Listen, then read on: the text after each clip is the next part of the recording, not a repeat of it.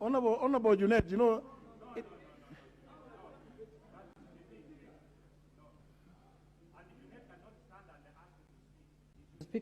Mr. Speaker, thank you very much, Mr. Speaker, for the guidance you have given us. We stand guided, Mr. Speaker. Having said, Mr. Speaker, that Mr. Speaker, as the whip of the minority, Mr. Speaker, and we have in this House, we have no one else to address other than the Speaker, Mr. Speaker, and that's the rule. Mr. Speaker, the issue you have just raised is a very weighty matter, Mr. Speaker, with the minority side.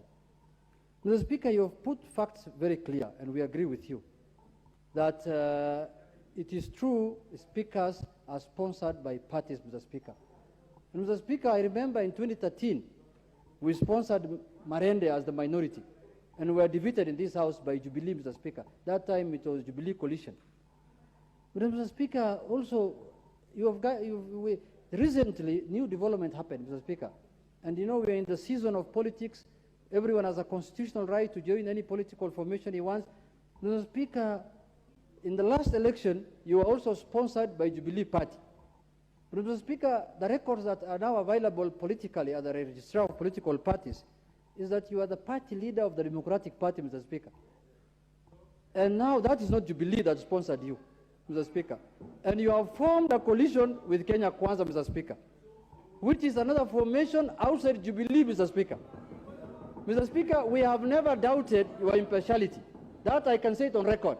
We have never so far, until when we saw in a hotel in Karen, Mr. Speaker, signatures and ceremony happening, you signing as the party leader of the Democratic Party, Mr. Speaker, we started now feeling that surely we might not get a fair treatment in the House, Mr. Speaker. There might be no impartiality, Mr. Speaker. Mr. Speaker, you are a man who has so much fidelity to the Constitution. I can say that also without fear, because I have served under you or with you in this House for 10 years now, Mr. Speaker. Mr. Speaker, issues that are raised here in this House, Mr. Speaker, are issues that anywhere, you cannot raise it anywhere else, Mr. Speaker. We cannot speak in burials, in funerals, in rallies, Mr. Speaker. Mr. Speaker, the issues raised by Honorable Otiende Omolo, Mr. Speaker, as you have captured them well, Mr. Speaker, are issues that are going to affect us for the remaining period of this House, Mr. Speaker.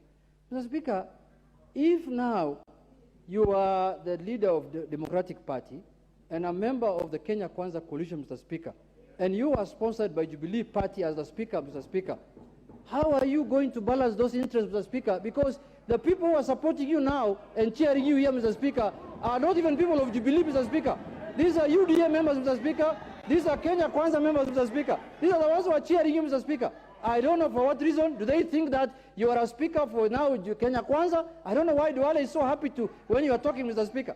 Mr. Speaker, it is in my view, Mr. Speaker, I have said, Mr. Speaker, and I am very happy that you've given us time to express and ventilate what we think, Mr. Speaker.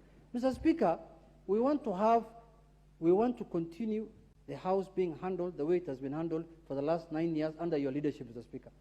We are only worried that going forward now, Mr. Speaker, now that the political dynamics have changed, Honorable Fatuma Geti has raised weighty issues, as Honorable Otiende has said, that can lead even to the impeachment of the Deputy President, Mr. Speaker, if they are proved the allegations to be true, Mr. Speaker. Mr. Speaker, how do we feel? Are we safe in this House, Mr. Speaker, that we can continue conducting our business under, I am told, rumor has it that, Mr. Speaker, you're even being proposed to be the running mate of the Deputy President, Mr. Speaker. Rumor has it, Mr. Speaker. Rumor has it, Mr. Speaker. We support all that, Mr. Speaker. We have no problem with that, Mr. Speaker, honestly speaking.